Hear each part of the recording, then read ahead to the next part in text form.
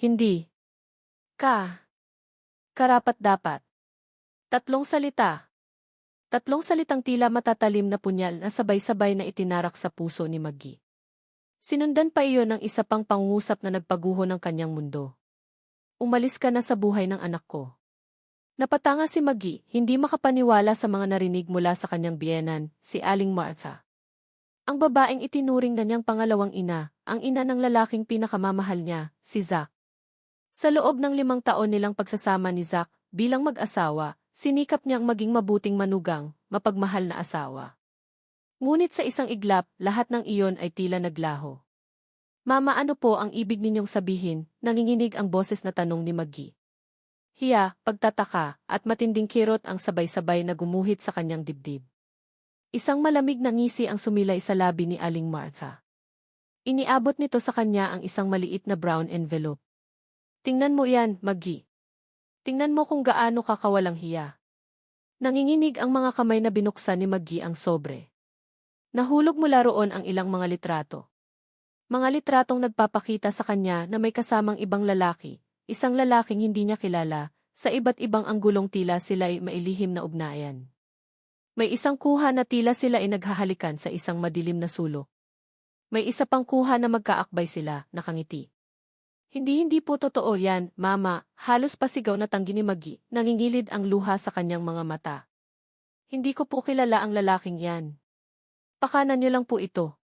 Pakana, tumaas ang kilay ni Aling Martha. Napakagaling mong umarte, Maggie. Akala ko pa naman ay disente kang babae. Pero isa ka lang palang ahas na nagbalak kayong tupa. Hinablot nito pabalik ang mga litrato. Ilang taon na kayong kasal ni Zack, pero nasaan ang apo ko? Nasaan ang magpapatuloy ng lahi namin? Baka naman talagang baog ka, at itong kalokohan mo ang paraan mo para takpan ang kakulangan mo. Bawat salita ni Aling Martha ay parang latigo na humahaplit sa pagkatao ni Maggie. Baog. Iyon ang matagal nang ipinaparamdam sa kanya ng kanyang biyenan, kahit hindi diretsahan. Ang pait, ang sakit.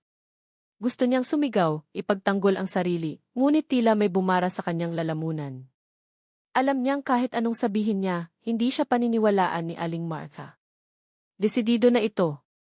Umalis ka na, Maggie, muling ulit ni Aling Martha, mas mariin, mas malamig. Bago pa malaman ni Zack ang lahat ng ito.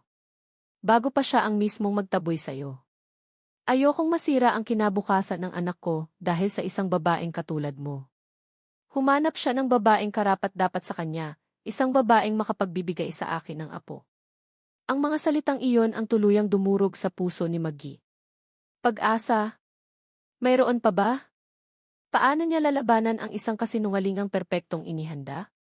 Ang pagmamahal niya kay Zack ang tanging lakas niya, ngunit iyon din ang kahinaan niya. Ayaw niyang makita si Zack na nasasaktan, na nahihirapan. Kung ang pag-alis niya ang magbibigay ng kapayapaan sa lahat, marahil iyon na nga ang dapat niyang gawin. Tumalikod si Maggie, walang imik. Ang bawat hakbang palayo kay Aling Martha ay tila pabigat ng pabigat. Pumasok siya sa kanilang silid ni Zack. Ang silid na saksi sa kanilang pagmamahalan, sa kanilang mga pangarap. Napahagulhol siya nang makita ang larawan nila ni Zack sa ibabaw ng tokador, kuha noong kanilang kasal, pareho silang nakangiti, puno ng pag-asa. Dinampot niya ang isang maliit na maleta at sinimulang iligpit ang ilang damit. Hindi niya alam kung saan siya pupunta. Wala siyang kamag-anak sa Maynila. Ang tanging pamilyang kilala niya ay si Zack at ang ina nito. Ngayon, itinataboy siya. Habang nag-iimpake, biglang kumalam ang kanyang sikmura. Parang may kakaiba sa pakiramdam niya nitong mga nakaraang araw. Madalas siyang mahilo at parang lagi siyang nasusuka tuwing umaga. Hindi niya ito pinansin noon, inakala niyang dahil lang sa pagod o stress. Ngunit ngayon, isang malamig na takot at munting pag-asa ang sabay na gumapang sa kanyang puso. Posible kaya? Napahawak siya sa kanyang tiyan. Ilang linggo na siyang hindi dinadatnan ng kanyang buwanang dalaw. Hindi maaari. Pero paano kung nagdadalang tao siya? Paano kung sa wakas, ang dasal nilang mag-asawa ay dininig na? Isang mapait na ngiti ang gumuhit sa kanyang mga labi. Kung totoo man ito, huli na ang lahat. O baka naman ito ang magiging dahilan para manatili siya. Para ipaglaban ang kanilang pamilya? Ngunit naalala niya ang determinasyon sa mga mata ni Aling Martha. Ang mga litratong iyon. Kahit pa sabihin niyang buntis siya, baka isipin lang ni Aling Martha na gawa-gawa niya lang iyon, o mas malala, baka isiping hindi si Zack ang ama. Ang sakit. Ang hapdi. Pinunasan niya ang kanyang mga luha. Kailangan niyang maging matatag. Para sa sarili niya. At para sa munting buhay na posibleng nasa sinapupunan niya. Paglabas niya ng silid, dala ang maliit na maleta, nadatnan niya si Aling Martha na prenteng nakaupo sa sala, nanonood ng telebisyon, tila walang nangyari. Hindi man lang ito lumingon. Ang bigat sa dibdib ni Maggie ay halos hindi na niya makayanan. Bago siya tuluyang lumabas ng pinto, lumingon siya. Sana balang araw, malaman niyo ang totoo, Mama. At sana mapatawad niyo ang sarili niyo sa ginawa niyo sa amin. Walang narinig na sagot si Maggie. Isinara niya ang pinto ng bahay na minsan niyang tinawag na tahanan. Bawat hakbang niya palayo ay tila dinudurog ang kanyang puso. Sakto namang pagdating ni Zack mula sa trabaho, isang construction engineer, ay ang pag-alis ng taxi na sinakyan ni Maggie, paliko sa kanto ng kanilang subdivision. Hindi niya namukhaan kung sino ang sakay. Pagod siya, at ang tanging nasa isip niya ay ang makasama na ang kanyang asawa. Ma, nandito na po ako, sigaw ni Zack pagpasok ng bahay. Nagtaka siya dahil hindi si Maggie ang sumalubong sa kanya, gaya ng dati. Kadalasan, may mainit na yakap at matamis na halik siyang natatanggap. Lumabas si Aling Martha mula sa kusina, may daladalang isang baso ng malamig na tubig. Ang mga mata nito ay namumugto, tila kagagaling lang sa iyak. Ma! Anong nangyari? Bakit kayo umiiyak? Nasaan si Maggie? Sunod-sunod na tanong ni Zack, nagsisimula ng kabahan. Umiling-iling si Aling Martha, humihikbi. Anak, wala na siya. Iniwan ka na niya. Ano? Gulat na napasigaw si Zack. Anong ibig niyong sabihin, Ma? Nagbibiro ba kayo? Saan siya pupunta? Hinanap ng kanyang mga mata si Maggie sa paligid. Maggie! Mahal! Labas ka na, hindi magandang biro to. Malungkot na umiling si Aling Martha. Inabot nito kay Zack ang brown envelope. Tingnan mo yan, anak. Para malaman mo ang dahilan. Nagtatakang kinuha ni Zack ang sobre. Ang mga litratong nakita ni Maggie kanina ay siya namang tinitingnan gayon ni Zack. Ang bawat larawan ay tila isang suntok sa kanyang sikmura. Ang kanyang minamahal na asawa may ibang lalaki. Hindi totoo to, Ma, sabi ni Zack, nanginginig ang boses, ngunit ang mga mata niya ay nanlilisik na sa galit at sakit. Hindi ito magagawa sa akin ni Maggie. Mahal niya ako. Mahal ka ba talaga, anak? Malumanay ngunit puno ng pait na tanong ni Aling Martha. O baka naman ginamit ka lang niya? Siguro napagod na siyang maghintay na magkaanak tayo. Siguro humanap siya ng iba na makapagbibigay sa kanya ng hindi mo maibigay. Dinagdagan pa ng biyenan ang drama. Nakita ko siyang nagmamadaling umalis kanina, may dalang maleta. Tinanong ko kung saan siya pupunta, ang sabi lang niya, patawad. Ang puso ni Zack ay tila pinipiga. Ang imahe ni Maggie na masayang kasama ng ibang lalaki, ang mga salita ng kanyang inalahat ay naghalo-halo sa kanyang isipan. Ang pagmamahal na nararamdaman niya para kay Maggie ay biglang nabahira ng galit, ng pagdududa, ng matinding pagkasifayo. Hayop siya, napasuntok si Zack sa pader, hindi na napigilan ang nag-aalab na damdamin. Pagkatapos ng lahat ganito lang. Ang sakit. Ang sakit-sakit. Ang babaeng pinaglaanan niya ng lahat, ang babaeng pinangarap niyang makasama habang buhay, ay nagawa siyang lokohin. Niyakap siya ni Aling Martha. Anak. Nandito lang si Mama. Makakahanap ka rin ng babaeng tunay na magmamahal sa'yo. Isang babaeng karapat-dapat sa pagmamahal mo. Sa mga bisig ng kanyang ina, umiyak si Zack. Umiyak siya dahil sa sakit ng kataksilan, sa bigat ng paglisan, at sa pagdududa kung ang pag-ibig nga ba ay sapat na. Hindi niya alam na ang babaeng pinakamamahal niya ay hindi lamang umalis dala ang durog na puso, kundi pati na rin ang isang munting binhi ng kanilang pagmamahalan, isang lihim na sisibol, isang pag-asang mag-ugnay pa rin sa kanila, kahit pa sa paraang hindi niya inaasahan. Sa isang dako, sa loob ng isang humaharurot na jeepney, patungo sa kawalan, napahawak si Maggie sa kanyang tiyan. Sa kabila ng matinding lungkot at galit na nararamdaman, isang munting ngiti ang sumilay sa kanyang mga labi. May dahilan pa pala siya para mabuhay. May dahilan pa para lumaban. Dala-dala niya sa kanyang sinapupunan ang kanilang anak. At sisiguraduhin niyang hindi ito malalaman ni Zack o ng mapanghusgang pamilya nito. Sisimulan niya ang bagong buhay, silang dalawa lang ng kanyang anak. Lumipas ang mga araw, naging linggo at ang mga linggo ay naging buwan. Para kay Zack, ang bawat paggising ay isang pasakit. Ang bawat sulok ng bahay nila ni Maggie ay nagpapaalala sa kanya ng masasayang alaala na ngayon ay napalitan na ng mapait na kirot ng pagtataksil. Ang dating masigla at maaliwalas na tahanan ay nabalot ng lungkot at katahimikan. Kahit ang paborito niyang sinigang na luto ni Maggie ay hindi na niya magawang tikman. Ang trabaho ang naging takbuhan ni Zack. Ibinaling niya ang lahat ng kanyang oras at lakas sa mga proyekto, umaasang sa pagod ay makakalimutan niya, kahit pansamantala, ang sakit na idinulot ni Maggie. Ngunit sa bawat pag-iisa, sa bawat gabi na haharapin niya ang malamig at bakanting kama, bumabalik ang lahat. Ang mga ngiti ni Maggie, ang halakhak nito, ang lambing, ang mga pangarap na sabay nilang binuo, lahat ay parang multo na nanunumbat. Hindi rin nakatulong ang patuloy na pangungulit ni Aling Martha. Anak, panahon na para kalimutan mo si Maggie. Hindi siya kawalan. Maraming ibang babae dyan na mas karapat-dapat sa'yo. At mayroon na nga itong ipinapakilala kay Zack, si Clarice, anak ng kanyang kumare, isang doktora, maganda, matalino, at higit sa lahat, ayon kay Aling Martha, siguradong magkakaapo na ako. Sinubukan ni Zack na makipag-date kay Clarice, sa pilit na rin ng kanyang ina. Mabait naman si Clarice, at halatang may gusto ito sa kanya. Ngunit walang key-spark, walang kilig, walang kahit anong emosyon na maikukumpara sa naramdaman niya para kay Maggie. Sa tuwing kasama niya si Clarice, ang anino pa rin ni Maggie ang kanyang nakikita. Ang mga kwentuhan nila ni Clarice ay nauwi lang sa pagkukumpara niya rito kay Maggie, kahit sa isip lang. Anak, ano ba? Itong si Clarice, perpekto na para sa'yo. Bakit ba parang wala kang gana, minsan ay sita sa kanya ni Aling Martha. Ma, hindi po ganoon kadali yon, sagot ni Zack, pilit na pinapakalma ang sarili. Bigyan niya naman po ako ng panahon. Ang totoo, hindi niya alam kung kaya pa niyang magmahal muli.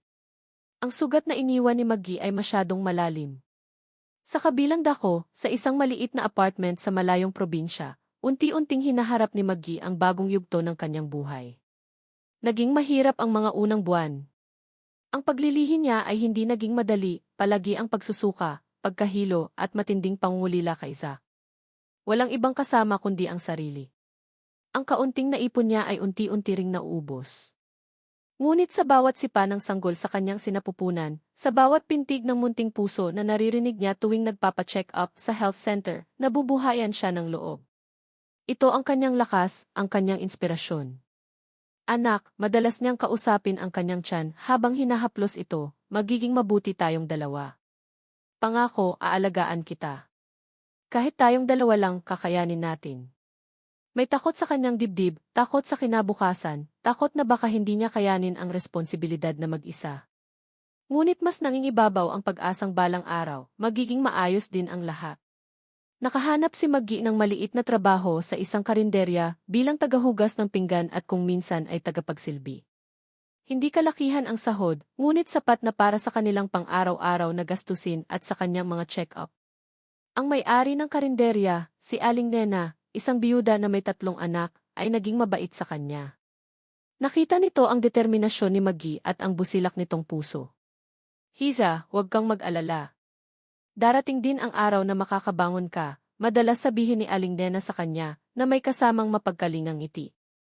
Ang mahalaga, malusog ka at ang baby mo. Nang isilang ni Maggie ang kanyang anak, isang malusog na batang lalaki, ang lahat ng hirap at sakit na kanyang pinagdaanan ay tila naglaho. Napalitan iyon ng walang kapantay na kaligayahan. Hawak niya sa kanyang mga bisig ang bunga ng pagmamahalan nila ni Zack, kahit pa hindi ito alam ng ama. Pinangalanan niya itong Izachari, isang paalala ng lalaking minsan niyang minahal ng buong puso, at ng sakit na kaakibat nito. Pero para sa kanya, si Izaki ay simbolo ng pag-asa. Sa bawat paglaki ni Zaki, lalong tumitibay ang puso ni Maggie. Ang dating malamyos at palaasang si Maggie ay naging mas matatag, mas determinado. Natuto siyang maging ina at ama para sa kanyang anak. Ang bawat ngiti, bawat tawa, bawat yakap mula kay Zaki, ay sapat ng kabayaran sa lahat ng kanyang sakripisyo. Ngunit sa mga gabing mahimbing nang natutulog si Zaki, hindi maiiwasan ni Maggie na balikan ang nakaraan. May isang kupas na larawan si Zack na palihim niyang itinago, kuha noong nag-propose ito sa kanya sa isang beach resort, ang paglubog ng araw ang kanilang background. Nakangiti si Zack sa litrato, ang mga mata nito ay nangungusap ng purong pagmamahal. Tinititigan niya ang larawan at ang mga luha ay kusa na namang tumutulo. Zack, mahinang bulong niya, kamusta ka na kaya? Iniisip mo pa rin kaya ako? O masaya ka na sa piling ng iba? Ang sakit. Ang kirot ng pangungulila ay nandito pa rin, hindi nawawala, bagkus ay tila lalo pang lumalalim sa bawat araw na lumilipas.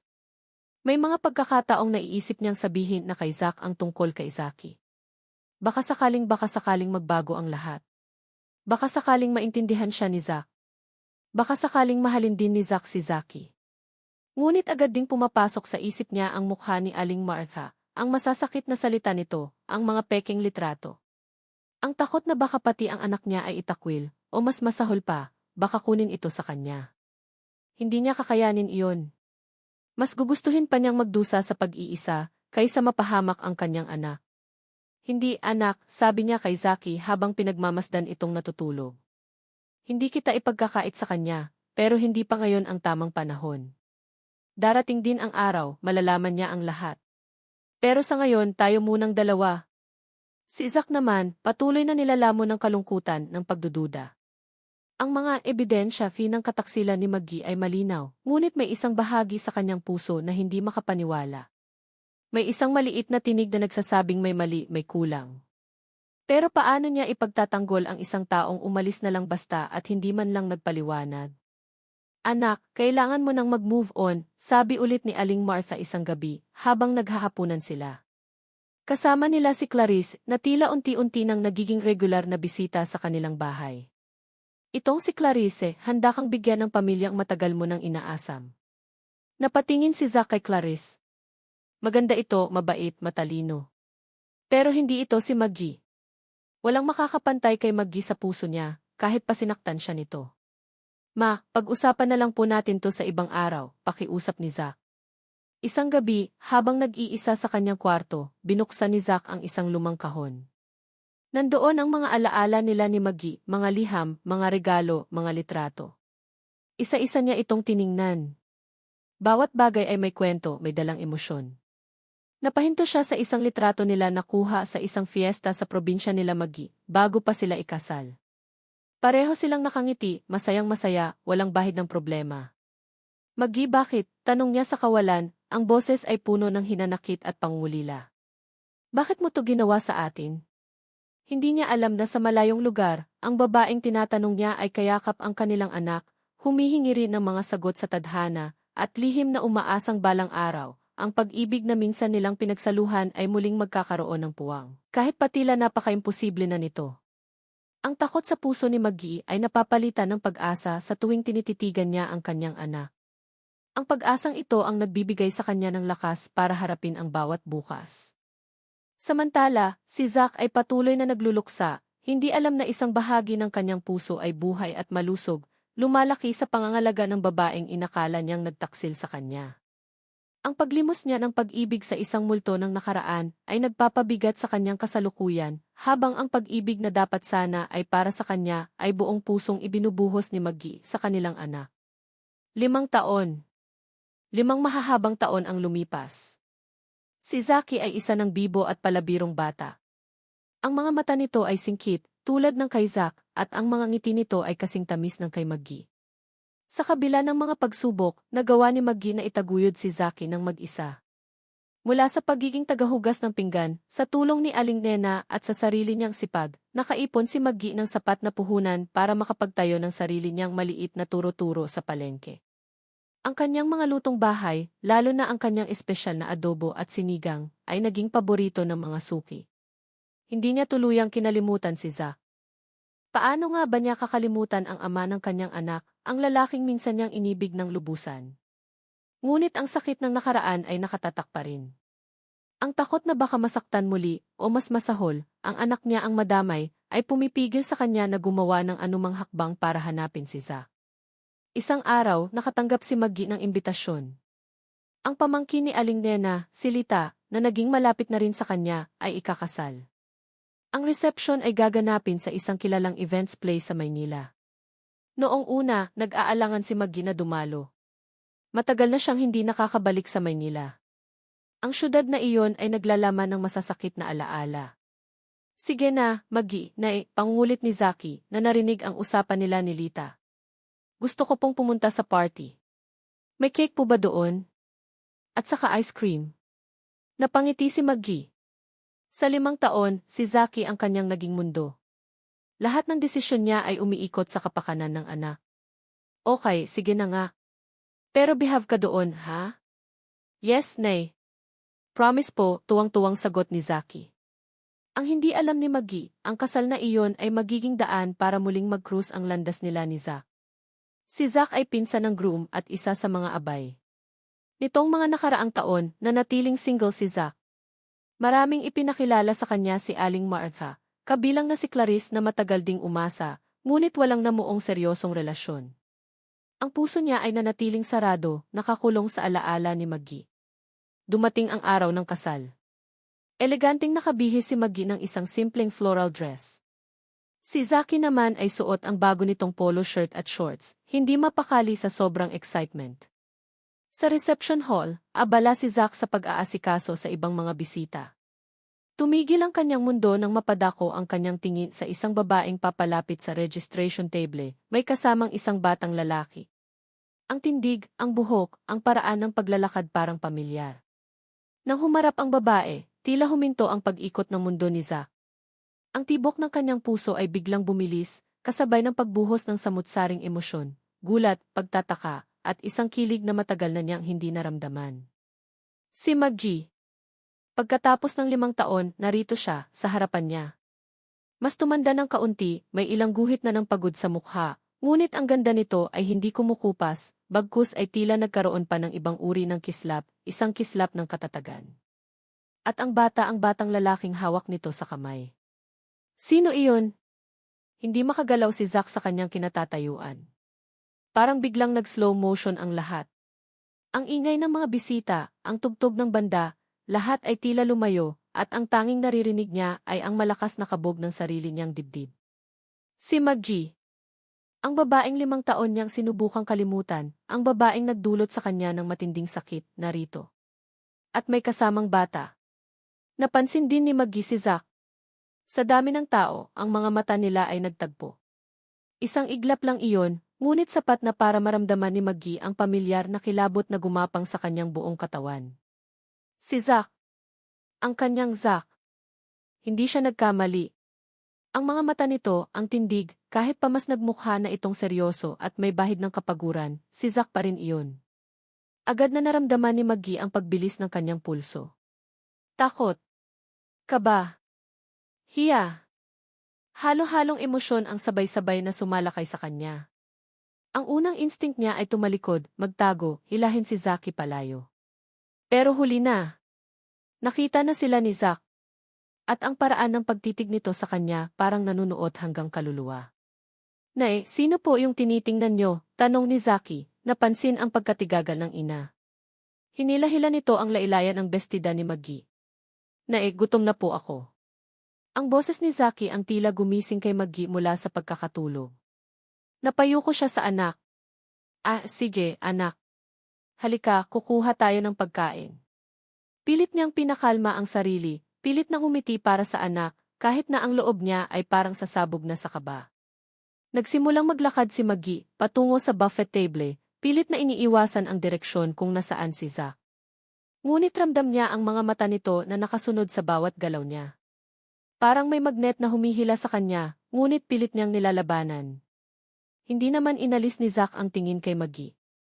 Nakita niya ang pag-iwas nito, ang tila pagkataranta. At ang bata kamukha niya. Hindi, impossible. Nagkakamali lang siguro siya ng tingin. Dahil ba sa matagal na niyang hindi nakikita si Maggie, kaya kung ano-ano na ang naiisip niya.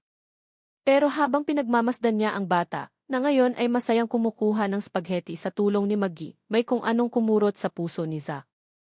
Ang hugis ng mukha, ang ilang kilos may bahid niya. Imposible, ulit ng isip niya. Pero ang puso niya may ibang sinasabi. Lumapit ang isa sa mga pinsan ni Zack. Uy, Zack. Tulala ka dyan. Sinong tinititigan mo? Chicks ba? Biro nito, sinundan ang direksyon ng tingin ni Zack. Ah, si Maggie ba yan? Yung kaibigan ni Lita na may-ari ng sikat na turo-turo sa probinsya nila? Ganda niya, no? At ang cute ng anak niya. Anak niya, nautal na tanong ni Zack, tila nabingi sa narinig. Si Zaki. 5 taon na yata yan. Ang bibo nga, sagot ng pinsan, walang kamalay-malay sa bagyong namumuo sa dibdib ni Zack. 5 taon. Kasabay ng pag-alis ni Maggie. Ang mga piraso ng palaisipan ay unti-unting nabubuo sa isip ni Zack. Ang biglaang pag-alis ni Maggie. Ang sinasabing pikataksilan. At ngayon, isang batang 5 taong gulang na maihawig sa kanya. Could it be? Posible kayang. Ang galit na matagal nang natutulog sa puso ni Zack ay biglang nagising, ngunit ngayon ay may kasama ng matinding pagkalito at isang maliit, nakakatakot na pag-asa. Samantala, pilit na nagiging normal si Maggie. Kinakausap niya si Zaki, tinutulungan itong kumain, ngunit ang kanyang mga pandama ay nakaalerto. Alam niyang anumang oras ay maaaring lapitan sila ni Zack. At hindi niya alam kung paano haharapin ang sandaling iyon. Nay, bakit po parang ang putla niyo? Tanong ni Zaki, napansin ang pamumutla ng ina. Okay lang po kayo? Anak. Okay lang si nanay. Medyo napagod lang siguro sa biyahe, sagot ni Maggie, hinaplos ang buhok ng anak. Kailangan niyang magpakatatag. Para kay Zaki. Hindi nagtagal, ang kinatatakutan ni Maggie ay nangyari. Nakita niyang papalapit si Zack sa kanilang table. Dahan-dahan. Bawat hakbang nito ay parang isang dagok sa dibdib niya. Maggie? Ang boses ni Zack. Mas malalim ngayon, mas may bigat, ngunit ang pamilyar na tono ay nandoon pa rin. Ang boses na minsan ay nagpapakilig sa kanya, ngayon ay nagdudulot ng takot. Napilitang lumingon si Maggie. Zack, halos pabulong niyang sagot. Hindi niya magawang salubungin ang mga mata nito. Nagkatitigan sila. Sa mga matang iyon, nakita ni Maggie ang gulat, ang sakit, ang tanong. Nakita rin niya ang anino ng pagmamahal na minsan nilang pinagsaluhan. Kamusta ka na? Tanong ni Zack, ang boses ay bahagyang nanginginig. Mabuti naman, sagot ni Maggie, pilit nang umiti. Ikaw? Hindi sumagot si Zack. Ang mga mata niya ay napunta kay Zaki, na ngayon ay nakatingala sa kanya, ay hawak pang tinidor na may spaghetti. Sino siya, Maggie? Diretsong tanong ni Zack, ang tingin ay bumalik kay Maggie, puno ng intensidad. Natigilan si Maggie. Ito na. Ang tanong na matagal na niyang kinatatakutan. Ano ang isasagot niya? Bago pa makasagot si Maggie, isang boses ang pumutol sa kanilang tensyonadong pag-uusap. Zack! Anak! Nandyan ka lang pala. Si Aling Martha. Palapit ito sa kanila, nakangiti, ngunit nang makita nito si Maggie, biglang nagbago ang ekspresyon ng mukha nito. Ang ngiti ay napalitan ng gulat, pagkatapos ay ng pagkainis, at sa huli ng takot. Napatingin si Aling Martha kay Maggie, tapos kay Zaki, tapos kay Zack, na ngayon ay mas lalong naguguluhan. Ang reaksyon ng kanyang ina ay nagdagdag pa sa kanyang mga hinala. Maggie, nautal na sabi ni Aling Martha. Anong ginagawa mo rito? Ang mga mata nito ay hindi maalis kay Zaki. May nakikita ba ito na hindi niya nakikita noon? O may alam ba ito na hindi niya alam? Ang tensyon sa pagitan nilang tatlo ay halos nahihipo. Si Zaki, na walang kamuwang-muwang, ay nagpalipat-lipat ng tingin sa mga matatanda, hindi maintindihan ang nangyayari. Ma, sabi ni Zack, ang boses ay seryoso at may diin. Kilala niyo po si Maggie, hindi ba? At itong bata di. Tumingin siya kay Maggie, pagkatapos ay sa ina. May dapat ba akong malaman? Napalunok si Aling Martha. Ang kulay ay unti-unting nawawala sa kanyang mukha. Ang mga mata niya ay nagpapakita ng matinding pagkataranta. Nahuli na ba siya? Si Maggie naman ay parang gustong magpalamon sa lupa. Ang atensyon ng lahat ay nasa kanila. Nararamdaman niya ang mga usyosong tingin ng ibang mga bisita. Anak, o wala yon, pilit na umiti si Aling Martha, hinawakan ang braso ni Zack. Nagulat lang ako na nandito pala si Maggie. Matagal na kaming hindi nagkita. Pero hindi na naniwala si Zack. Ang paraan ng pag-iwas ng tingin ng kanyang ina, ang panginginig ng boses nito, ang namumuong pawis sa noon nito, lahat ay nagsasabing may itinatago ito. Isang malaking kasinungalingan. Muling ulit ni Zack, mas mariin ngayon. Ang totoo. Napapikit si Aling Martha. Alam niyang wala na siyang takas. Ang mga kasinungalingang binuo niya sa loob ng 5 taon ay malapit ng gumuho. Tumingin siya kay Maggie, na ngayon ay nakayuko, at kay Zaki, na may inosenteng mga matang nakatingin sa kanya. Ang bigat ng konsensya ay biglang dumagan sa kanya. Huminga ng malalim si Aling Martha. Nanginginig ang kanyang mga labi. Zack, anak. Patawarin mo ako. Napakunot ang noo ni Zack. Patawad? Para saan, ma? Ang sumunod na mga salita mula kay Aling Martha ay yumanig sa mundo ni Zack, mas matindi pa kaysa noong makita niya ang mga peking litrato 5 taon na ang nakakaraan. Ako ang may pakana ng lahat, umiiyak na pag-amin ni Aling Martha, ang boses ay basag. Ako ang gumawa ng mga litratong iyon. Ako ang nagpalayas kay Maggie. Natulala si Zack. Hindi. Hindi maaari. Ang sarili niyang ina. Tumingin siya kay Maggie na ngayon ay umiiyak na rin ng tahimik. Ang sakit, ang pagtataksil na naramdaman niya noon ay biglang bumalik, ngunit ngayon, ang galit ay hindi para kay Maggie, kundi para sa sarili niyang ina. At isang matinding pagsisisi ang gumapang sa kanyang puso, para sa 5 taong nasayang, 5 taong pinaniwalaan niya ang isang kasinungalingan. At si Zaki napatingin siya sa bata. Ang batang kamukhang-kamukha niya. Ang batang 5 taon na niyang hindi nakasama. Ang bumalik na pag-ibig ay hindi pala simpleng pagbabalik ng isang dating kasintahan. Ito ay pagbabalik ng isang katotohanang matagal nang inilihim, isang katotohanang babago sa takbo ng kanilang mga buhay. Ang pag-amin ni Aling Martha ay parang isang malakas na pagsabog na yumanig sa buong reception hall, kahit na ang mga salita ay halos pabulong lamang sinabi. Para kay Zack, ang bawat salita ay tila isang matulis na patalim na humihiwa sa kanyang puso. Ang sarili niyang ina, ang taong pinagkatiwalaan niya ng lubos, ang siyang sumira sa buhay niya, sa buhay nila ni Maggie. Ano pong sabi niyo, ma? Halos hindi makapaniwalang tanong ni Zack, ang boses ay puno ng sakit at pagkabigla. Kayo ang may gawa ng lahat. Ang mga alaala ng mga litrato, ang mga salita ng kanyang ina tungkol sa kataksilan ni Maggie, lahat ay bumalik, ngunit ngayon, may kasamang panibagong bigat. Isang kasinungalingan. Lahat ay kasinungalingan. Si Maggie, na kanina patahimik na umiiyak, ay napatingin kay Zack. Nakita niya ang matinding sakit sa mga mata nito, ang pagkalito, ang galit. At sa kauna-unahang pagkakataon sa loob ng 5 taon, nakaramdam siya ng kaunting pag-asa. Ngunit kasabay nito ang takot. Paano tatanggapin ni Zack ang lahat ng ito? Paano niya tatanggapin si Zaki? Si Aling Martha naman ay tuluyan ng napahagulgol. Patawarin mo ako, anak. Patawarin mo ako, Maggie. Paulit-ulit niyang sinasabi, ang mukha ay puno ng pagsisisi. Hindi ko sinasadya. Gusto ko lang naman ng apo. Gusto ko lang naman ng makakasama mo habang buhay na karapat-dapat sa'yo. Karapat-dapat, napasinghal si Zack, ang galit ay nagsisimula ng pumalit sa pagkabigla. Sa tingin niyo ba, ma, karapat-dapat si Maggie sa ginawa niyo? Sa tingin niyo ba, karapat-dapat ako sa 5 taon ng kasinungalingan, ng sakit, ng pangungulila? Tumingin siya kay Maggie, ang mga mata ay puno ng pait. At ako naniwala ako sa inyo. Naniwala ako na niloko niya ako. Ang mga bisita sa paligid ay nagsisimula ng magbulungan, napapansin ang namumuong tensyon. Ang masayang selebrasyon ay biglang nabahira ng drama. Zack, anak ki. Muling sabi ni Aling Martha, susubukang hawakan ang anak.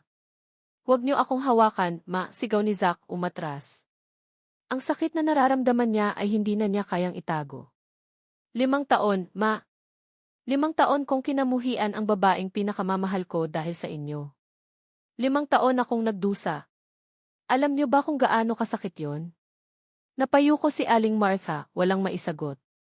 Ang bigat ng kanyang kasalanan ay unti-unting lumulunod sa kanya. Tumingin si Zack kay Maggie, ang mga mata ay naglalandas na ng luha. Ang galit ay napalitan ng matinding pagsisisi at lungkot. Maggie, patawarin mo ako. Patawarin mo ako sa hindi ko paniniwala sa'yo. Patawarin mo ako sa lahat ng sakit na naidulot ko. Gusto niyang lumapit, yakapin ito, ngunit may pumipigil sa kanya. Ang hiya. Ang sakit ng nakaraan. Umiling si Maggie, pinupunasan ang sariling luha. Zack, wala kang kasalanan. Hindi mo alam. Ngunit sa kabila ng mga salitang iyon, ramdam pa rin niya ang kirot ng mga taong nasayang.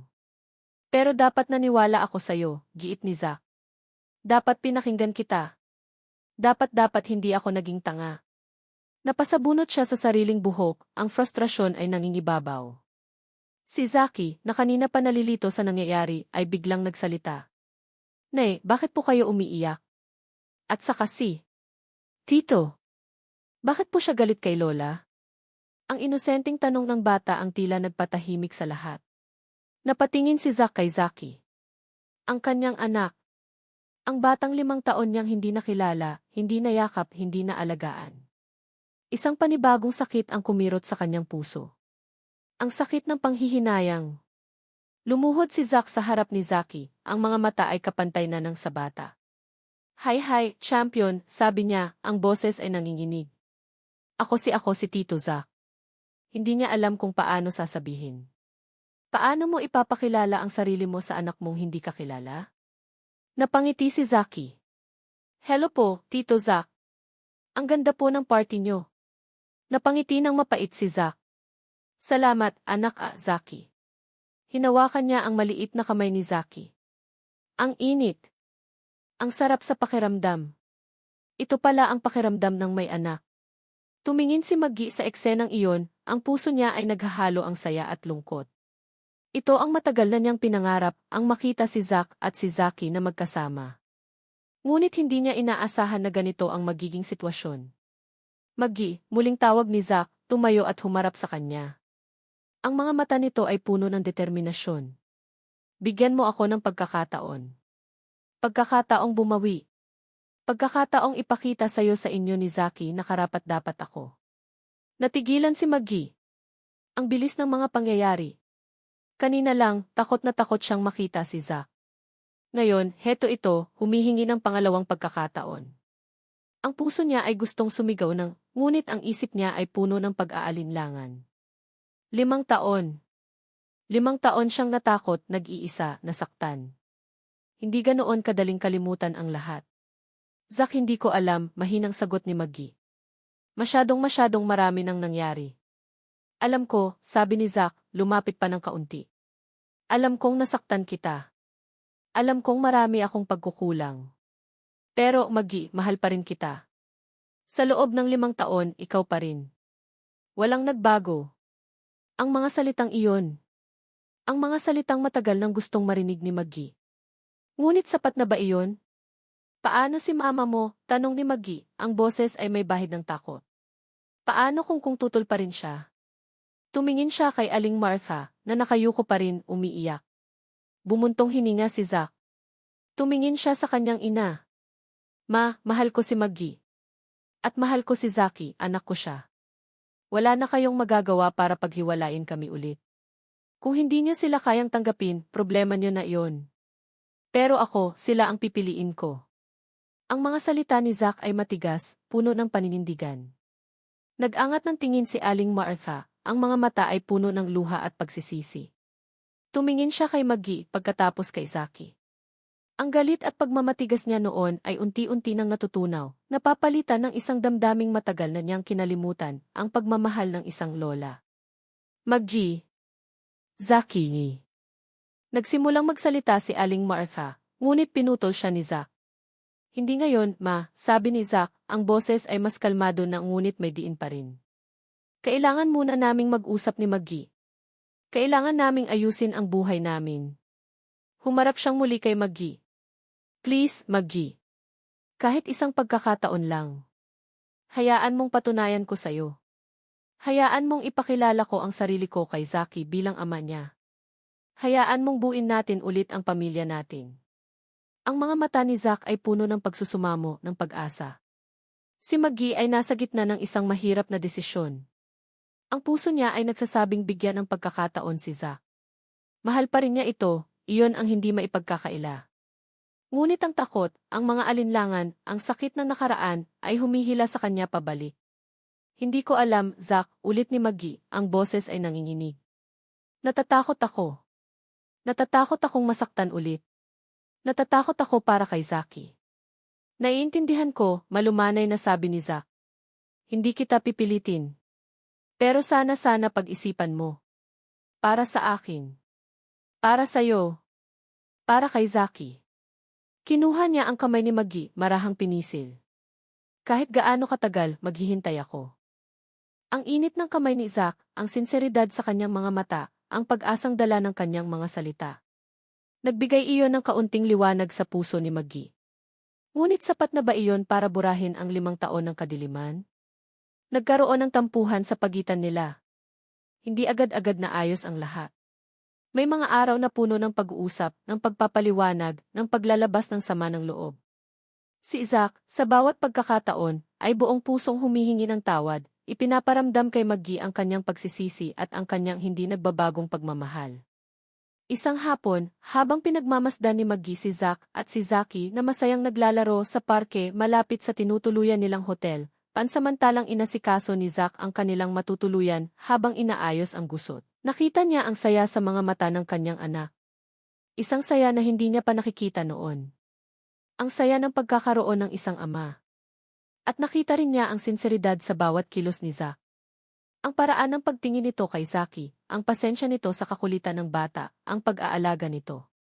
Unti-unti, ang pader na itinayo ni Maggie sa paligid ng kanyang puso ay nagsisimulang gumuho.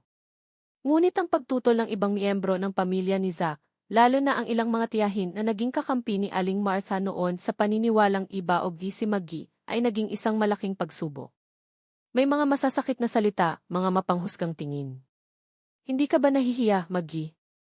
Pagkatapos mong lokohin ang pamangkin namin, babalik ka na lang basta-basta, sabi ng isang tiyahin ni Zack nang minsang magkaroon ng family gathering na pilit silang isinama ni Zack.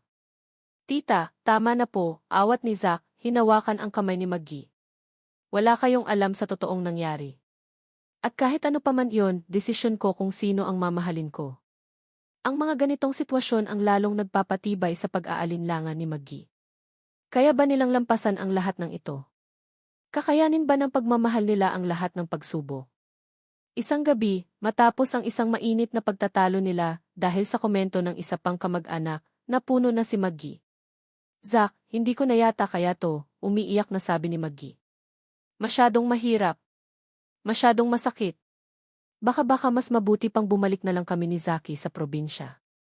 Niyakap siya ni Zack ng mahigpit. Huwag, Maggie. Huwag mong sabihin yan. Kakayanin natin to, magkasama tayo. Hindi kita iiwan. Hindi ko nahahayaang mawala ka ulit sa akin. Ang mga salita ni Zack ay puno ng determinasyon, ngunit ang mga mata ni Maggie ay puno pa rin ng takot at pagod. Ang pagbabalik loob ay hindi pala kasing simple ng pagpapatawad. Ito ay isang mahabang proseso ng paghilom, ng pagbuo muli ng tiwala, at ng pakikipaglaban para sa pag-ibig na minsan nang nawasak. Ang pag-asa ay naroon, kumikislap, ngunit ang sakit ng nakaraan ay patuloy na nagpaparamdam, handang lamunin sila anumang oras. Ang mga sumunod na linggo ay naging isang emosyonal na roller coaster para kina Maggie at Zack. Ang desisyon ni Maggie na bigyan ng pagkakataon ang kanilang naudlot na pag-ibigan ay hindi nangangahulugang kinalimutan na niya ang lahat ng sakit. May mga araw na ang anino ng nakaraan ay bumabalot sa kanya, nagdudulot ng pag-aalinlangan at takot. Ang mga mapanghusgang tingin at salita mula sa ilang kamag-anak ni Zack ay patuloy na sumusubok sa kanyang katatagan. Maggie, alam kong mahirap, sabi ni Zack isang gabi, habang tahimik silang nakaupo sa balkonahe ng apartment na pansamantala nilang tinutuluyan. Si Zaki ay mahimbing nang natutulog sa loob. Pero nandito ako. Hindi kita bibitawan. Hinawakan niya ang kamay ni Maggie, ang mga mata ay puno ng pag-unawa at pagmamahal. Huminga ng malalim si Maggie. Zack, gusto kong maniwala. Gustong-gusto ko. Pero ang hirap kalimutan ng 5 taon. 5 taon na mag-isa kong pinalaki si Zaki, na puno ng takot, puno ng pangungulila. Ang boses niya ay bahagyang nanginginig. Paano kung maulit-ulit? Paano kung may manira na naman sa atin? Hindi na mangyayari yon, Maggie, mariing sabi ni Zack. Natuto na ako. Hindi ko nahahayaang may manghimasok pa sa buhay natin. Tayo ang magdedesisyon para sa pamilya natin. Niyakap niya si Maggie. Ang kailangan ko lang pagkatiwalaan mo ako ulit. Unti-unti, sa bawat araw na magkasama sila, sa bawat pag-uusap, sa bawat simpleng sandali, nagsimulang maramdaman muli ni Maggie ang init ng pagmamahal ni Zack. Nakikita niya ang sinseridad sa bawat kilos nito, ang pagsisikap nitong bumawi sa mga nawalang taon. Sinimulan ni Zack na dalasan ang pagbisita kay Zackie. Naglalaan siya ng oras para makipaglaro dito, tulungan ito sa mga assignments mula sa daycare, at simpleng makipagkwentuhan. Nakikita ni Maggie ang unti-unting pagbuo ng ugnayan sa pagitan ng mag-ama. Ang mga ngiti ni Zackie ay mas naging matamis, ang mga tawa nito ay mas naging malakas. Nay, si Papa Zack po, ang galing mag-basketball. Masayang kwento ni Zackie isang hapon pagkatapos nilang maglaro sa parke. Ang salitang si Papa ay kusa ng lumabas sa bibig ng bata na nagdulot ng mainit na pakiramdam sa puso ni Maggie at ni Zack. Talaga, anak, nakangiting sagot ni Maggie habang pinupunasan ang pawis ni Zackie. Napatingin siya kay Zack na nakangiti rin, ang mga mata ay nagpapahayag ng pasasalamat. May mga pagkakataon na nagkakaroon sila ng Key Family Day. Namamasyal sila sa zoo, kumakain sa labas, nanonood ng scene, mga simpleng bagay na hindi naranasan ni Zackie noon. Sa mga sandaling iyon, nararamdaman ni Maggie ang saya ng isang buong pamilya. Ang mga sugat ng nakaraan ay unti-unting naghihilom, napapalitan ng mga bagong alaala na puno ng pagmamahal at pag-asa. Si Aling Martha, sa kabilang banda, ay nagsimulang gumawa ng paraan para makabawi. Sa una, nahihiya siyang humarap kay Maggie at kay Zackie. Ngunit sa tulong na rin ni Zack, unti-unti siyang nagkaroon ng lakas ng loob. Isang linggo, nagdala si Aling Martha ng paboritong ulam ni Zackie, spaghetti na may maraming hotdog. Para sa apo ko, nahihiyang sabi niya kay Maggie, iniabot ang dala. Nagulat si Maggie. Umiti siya ng tipid. Salamat po, Mama. Ang pagtawag niya ulit ng Mama, kay Aling Martha ay nagdulot ng luha sa mga mata ng matanda. Maggie, anak, patawarin mo sana ako sa lahat ng nagawa ko, umiiyak na sabi ni Aling Martha. Nabulag ako sa kagustuhan kong magkaapo, sa kagustuhan kong masunod ang gusto ko. Hindi ko naisip ang mararamdaman niyo. Hinawakan ni Maggie ang kamay ni Aling Martha. Kalimutan na po natin yon, Mama. Ang mahalaga, ang ngayon. Ang pagpapatawad ay hindi madali, ngunit para sa kapakanan ng kanyang anak, at para na rin sa sarili niyang kapayapaan, handa siyang subukan. Nang makita ni Zackie ang kanyang lola, agad itong tumakbo at yumakap. Lola! May spaghetti po kayo? Natawa si Aling Martha sa gitna ng kanyang pag-iyak. Niyakap niya ng mahigpit ang apo. Apo. Paborito mo, di ba? Sa mga sandaling iyon, naramdaman ni Aling Martha ang tunay na kaligayahan, ang kaligayahan ng isang lola na may minamahal na apo. Hindi lahat ng kamag-anak ni Zack ay naging kasing unawain ni Aling Martha. May ilan pa ring nagpaparinig, nagpapakita ng pagtutol. Ngunit sa pagkakataong ito, si Zack ay matatag na nakatayo sa tabi ni Maggie, handang ipagtanggol ito. Kung hindi niyo kayang respetuhin si Maggie at ang anak ko, hindi na namin kayo pipilitin, sabi ni Zack sa isang family dinner, kung saan muling nagkaroon ng tensyon. Pero huwag niyo silang sasaktan. Dahil ako ang makakalaban niyo. Ang tapang at paninindigan ni Zack ay nagbigay ng karagdagang lakas kay Maggie. Naramdaman niyang hindi na siya nag-iisa. Mayroon na siyang kakampi, mayroon na siyang pamilya.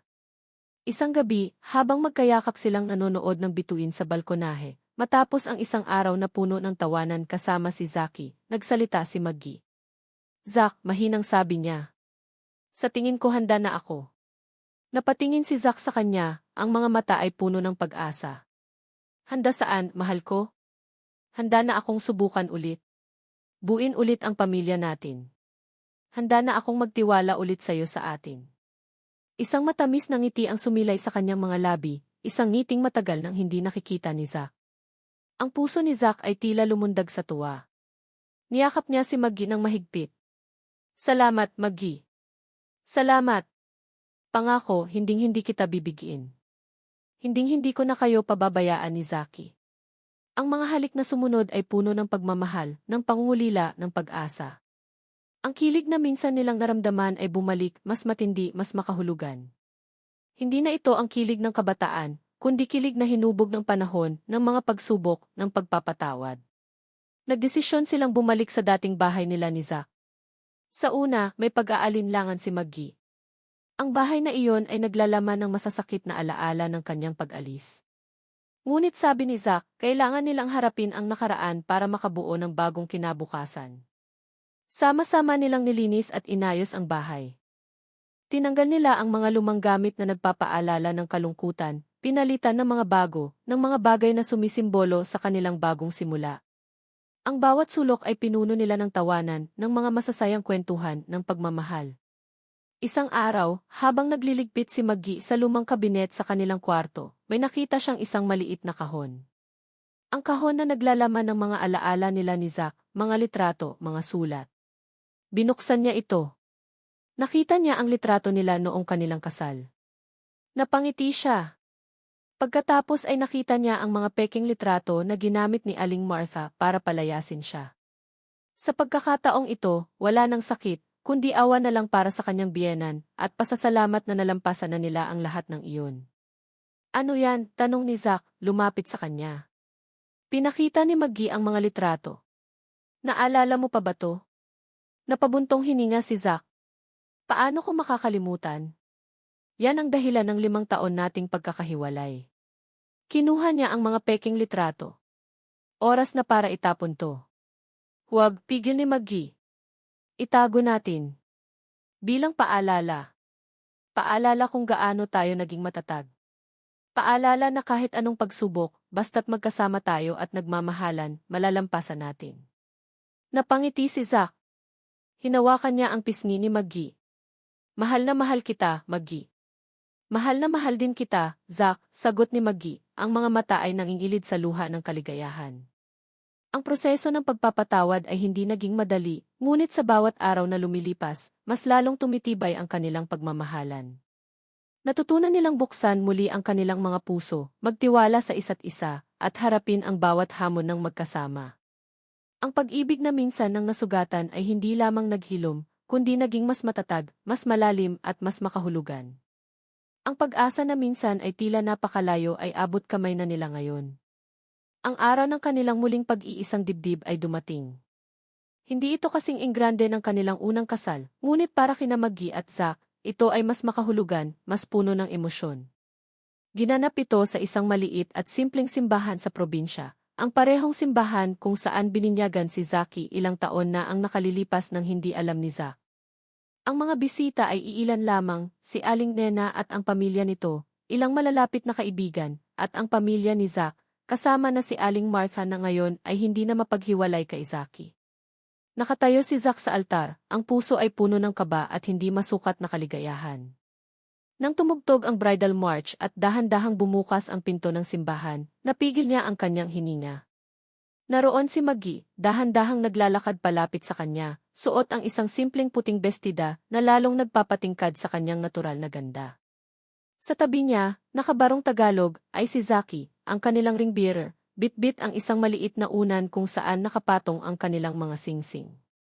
Ang ngiti sa labi ni Zacky ay kasing liwanag ng araw. Habang papalapit si Maggie, hindi mapigilan ni Zack ang pagpatak ng kanyang mga luha. Luha ng pasasalamat, luha ng pagmamahal, luha ng pangalawang pagkakataon. 5 taon. 5 taong paghihintay, pagdurusa at pangungulila. Ngayon, sa wakas, narito na sila. Nang makarating si Maggie sa tabi ni Zack, hinawakan nito ang kanyang kamay. Ang init, ang pamilyar na pakiramdam. Ngumiti sila sa isa't isa. Ang mga mata ay nangungusap ng lahat ng hindi kayang sabihin ng mga salita. Sino po yung umiiyak? Bulong ni Zacky kay Maggie, napansin ang mga luha ni Zack. Napangiti si Maggie. Si Papa mo, anak. Masaya lang siya. Ang seremonya ay simple ngunit taimtim. Bawat salita ng pari, bawat pangako na kanilang binitiwan, ay may mas malalim na kahulugan. Ito ay hindi lamang isang pagsasama ng 2 tao, kundi isang pagbubuo ng isang pamilyang minsan nang nawasak, isang pagpapatunay na ang tunay na pag-ibig ay kayang lampasan ang lahat ng pagsubok. Tinatanong kita, Zack, sabi ng pari, handa mo bang tanggapin si Maggie bilang iyong kabiyak, sa hirap at ginhawa, sa sakit at kalusugan, mamahalin at igagalang sa lahat ng araw ng iyong buhay? Tumingin si Zack kay Maggie, ang mga mata ay puno ng sinseridad. Opo, Father. Buong puso ko po siyang tinatanggap. At ikaw, Maggie, baling ng pari kay Maggie, handa mo bang tanggapin si Zack bilang iyong kabiyak, sa hirap at ginhawa, sa sakit at kalusugan, mamahalin at igagalang sa lahat ng araw ng iyong buhay? Tumulo ang luha ni Maggie. Opo, Father. Buong puso ko po siyang tinatanggap. Nang isinuot nila ang mga singsing sa isa't isa, ang pakiramdam ay hindi na bago, ngunit ang emosyon ay mas matindi. Ito ay simbolo ng kanilang walang hanggang pagmamahalan, isang pagmamahalang sinubok ng panahon, ngunit nanatiling matatag. Maaari mo nang halikan ang iyong may bahay, nakangiting sabi ng pari. Itinaas ni Zack ang belo ni Maggie. Hinawakan niya ang mukha nito, pinunasan ang mga luha. Mahal na mahal kita, bulong niya, bago sila naglapat ng labi. Ang halik na iyon ay puno ng pangako, ng pag-asa, ng isang bagong simula. Nagpalakpakan ang mga bisita, ang iba ay hindi rin napigilan ang pagluha.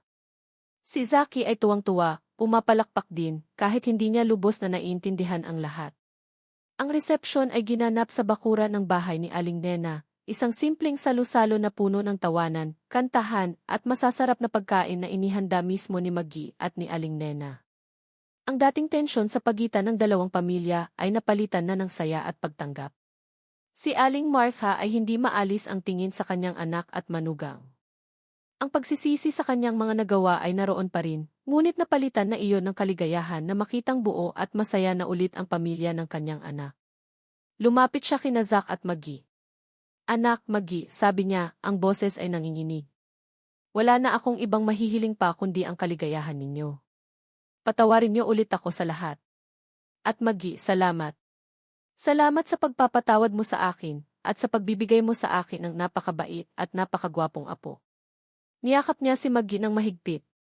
Mama, tapos na po yun, nakangiting sabi ni Maggie, niyakap pabalik ang biyenan. Ang mahalaga, ang ngayon. At ang kinabukasan natin. Lumapit si Zaki. Lola, Papa, Mama, group hug po tayo. Natawa silang lahat. Nagyakapan silang apat, isang perpektong larawan ng isang masayang pamilya. Ang sakit ng nakaraan ay nagsilbing aral, isang paalala kung gaano kahalaga ang pagpapatawad at ang pangalawang pagkakataon. Lumipas ang mga buwan. Ang buhay ni Zack at Maggie ay naging payapa at puno ng pagmamahal. Si Zack ay naging isang mapagmahal na asawa at isang dedikadong ama kay Zaki. Tinuruan niya itong magbisikleta, maglaro ng chess, at kung minsan, tinutulungan pa niya si Maggie sa pagluluto, kahit na ang resulta ay madalas na nakakatawa. Ang kanilang bahay ay muling napuno ng sigla, ng mga halakhak ni Zaki, at ng matatamis na sandali nilang mag-asawa. Ang maliit na turo-turo ni Maggie ay mas lalo pang lumago. Sa tulong ni Zack sa pamamahala, nakapagbukas sila ng isa pang branch sa kalapit na bayan. Ang dating simpleng pangarap ni Maggie ay unti-unti nang natutupad. Isang umaga, habang naghahanda sila ng almusal, biglang nakaramdam si Maggie ng pagkahilo at pagsusuka. Ang pamilyar na pakiramdam. Napansin ito ni Zack. Mahal, okay ka lang, nag-aalalang tanong niya, agad na lumapit at inalalayan si Maggie. Ngumiti si Maggie, isang kakaibang kislap ang makikita sa kanyang mga mata. Okay lang ako, mahal. Baka may good news lang ako. Napakunot ang noo ni Zack, pagkatapos ay biglang nanlaki ang mga mata sa realisasyon. Seryoso ka? Tumango si Maggie, ang ngiti ay mas lalo pang lumapad. Kinabukasan, nagpa-check up sila at kumpirmadong nagdadalang tao ulit si Maggie. Ang balita ay nagdulot ng panibagong saya sa kanilang pamilya. Si Zaki ay hindi maitago ang excitement na magiging kuya na siya. Si Aling Martha ay halos maiyak ulit sa tuwa. Dalawang apo na agad, masayang sabi ni Aling Martha. Salamat sa Diyos! Isang gabi, habang nakaupo sila sa kanilang veranda, pinagmamasdan ang mga bituin, tulad ng dati, niyakap ni Zack si Maggie mula sa likuran, ang mga kamay ay nakahaplos sa lumalaki nitong tiyan. Hindi ako makapaniwala, mahal, bulong ni Zack. Pagkatapos ng lahat, heto tayo. Masaya, buo, at may dadating pang isang anghel sa buhay natin. Sumandal si Maggie sa dibdib ni Zack. Sabi ko naman sa'yo, di ba? Basta't magkasama tayo, basta't may pagmamahal at pagpapatawad, lahat posible. Naaalala mo ba noong unang beses kitang nakita ulit sa kasanilita? Tanong ni Zack. Akala ko, multo lang kita. Akala ko, hindi na kita makikita ulit. Natawa si Maggie. At ako naman, akala ko hihimatayin ako sa kaba. Lalo na noong nakita mo si Zaki. Ang anak natin, sabi ni Zack, ang boses ay puno ng pagmamahal. Ang nag-iisang dahilan kung bakit hindi ako sumuko. Kahit noong hindi ko pa alam na nandyan siya, may bahagi sa puso ko na umaasa pa rin sa'yo. At ako, sabi ni Maggie, siya ang naging lakas ko sa loob ng 5 taon. Ang paalala na kahit gaano kahirap, may dahilan para lumaban. Tumingala sila sa langit. Ang mga bituin ay tila mas nagniningning gayon. Ang kanilang kwento ay isang patunay na ang pag-ibig ay hindi laging madali. May mga pagkakataon na ito ay masakit, puno ng pagsubok, puno ng kasinungalingan. Ngunit kung ang pag-ibig ay tunay, kung ito ay nakaugat sa pagtitiwala, pag-unawa, at higit sa lahat, sa pagpapatawad, ito ay tiyak na mananaig. Ang kanilang bagong simula ay hindi perpekto, ngunit ito ay totoo. Ito ay puno ng pagmamahal na sinubok ng panahon, pinatatag ng mga pagsubok, at pinagyaman ng pagpapatawad. Ang bawat araw ay isang biyaya, isang pagkakataon para bumuo ng mas marami pang masasayang alaala, kasama ang kanilang lumalaking pamilya. Ang sakit ng nakaraan ay hindi na isang pasanin, kundi isang mahalagang aral na humubog sa kanila para maging mas matatag, mas mapagmahal, at mas mapagpatawad. Ang pag-ibig sa huli ay laging nagwawagi. Mga minamahal kong mambabasa at tagapakinig. Una sa lahat, nais kong iparating ang aking taos-pusong pasasalamat sa inyong lahat. Maraming salamat po sa inyong paglalaan ng oras, sa inyong pagsubaybay, at sa inyong walang sawang pag-antabay sa kwento ni Maggie at Zack, mula sa mapait na simula hanggang sa matamis nilang wakas. Ang bawat minuto na inyong ginugol upang samahan sila sa kanilang paglalakbay ay isang malaking karangalan para sa akin. Habang isinusulat ko ang bawat kabanata, hindi ko maiwasang madala sa agos ng kanilang mga damdamin. Naramdaman ko ang pait ng paglisan ni Maggie, ang bigat ng pangungulila ni Zack, ang takot at pag-asa na bumalot sa kanilang mga puso. May mga pagkakataong napapangiti ako sa kanilang mga kikilig moments, at may mga sandali ring napapaluha ako sa kanilang mga pagsubok.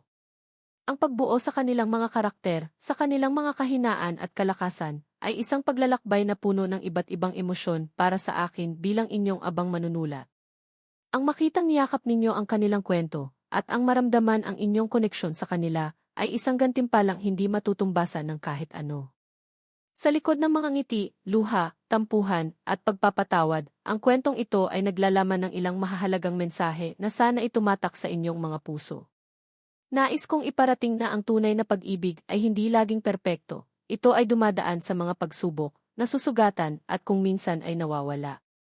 Ngunit ang tunay na pag-ibig ay marunong ding maghintay, magtiis, at higit sa lahat, magpatawad. Ang pagpapatawad, gaano man kahirap, ay isang susi upang makalaya tayo sa bigat ng nakaraan at makapagsimula muli. Nais ko ring bigyang diin ang kahalagahan ng pamilya, hindi lamang ang pamilyang ating kinagisnan, kundi pati na rin ang pamilyang ating pinipiling buuin. Ang suporta, pag-unawa, at pagmamahal mula sa ating mga mahal sa buhay ay napakahalaga, lalo na sa mga panahong tayo'y bagsak at nangangailangan ng karamay. At syempre, ang katatagan ng loob at ang hindi pagsuko sa gitna ng mga hamon ng buhay. Tulad ni Maggie, kahit gaano pa tayo itulak ng mga problema, laging may dahilan para bumangon at lumaban, lalo na kung para ito sa ating mga minamahal. Ngayon, nais ko kayong anyayahan na ibahagi ang inyong sariling mga saloobin at damdamin tungkol sa kwentong ito. Ano ang pinakapumatak sa inyong puso? Aling bahagi ang nagpaiyak o nagpakilig sa inyo? Mayroon ba kayong natutunang aral na nais ninyong baunin? Huwag po kayong mag-atubiling mag-iwan ng komento. Ang inyong mga mensahe ay lubos kong pinahahalagahan at nagsisilbing inspirasyon sa akin. At kung nagustuhan ninyo ang kwento ni Maggie at Zack, sana'y maibahagi ninyo ito sa inyong mga kaibigan at mahal sa buhay upang mas marami pa ang makarelate at makakuha ng inspirasyon. Muli, mula sa kaibuturan ng aking puso, maraming salamat po. Hanggang sa ating muling pagkikita sa mga susunod pang kwento. Naway patuloy tayong maniwala sa kapangyarihan ng pag-ibig, pag-asa, at pagpapatawad. Nagmamahal. Ang inyong manunulat.